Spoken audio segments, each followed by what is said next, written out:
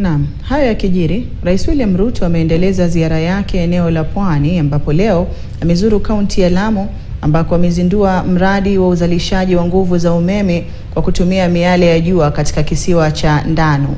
Ruto amesema nia ya serikali yake ni kusawazisha maendeleo katika maeneo yote kwa kuweka miundo msingi bora ikiwemo barabara. Ruto amewataka wanasiasa kujitenga na siasa zinazoweza kuligawanya taifa katika misingi ya kikabila, huku akiwasuta aliyowataja kuwa na nia ya kumuondoa mamlakani na kuwataka kutumia nguvu hizo kutoa suluhu ya maendeleo. Ndio nawauliza ninyi watu wa hapa Ndao na watu wa Lamu hii, jameni, tuungane na tushirikiane. Umoja ni nguvu, kutengana ni udhaifu.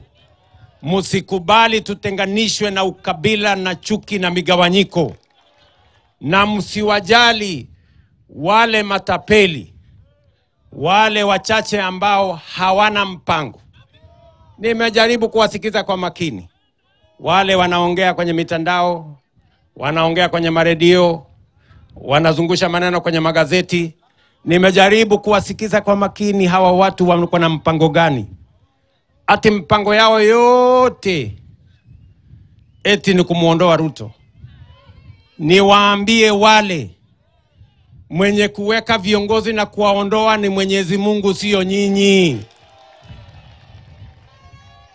Nyinyi tafuteni sera. Hapa tunazungumzia barabara kwa majina, nyinyi mnaongea ukabila kwa majina. Hapa tunapanga mambo ya maji na stima na social housing na affordable housing na kuunganisha hao wananchi stima. Ndio ya muhimu.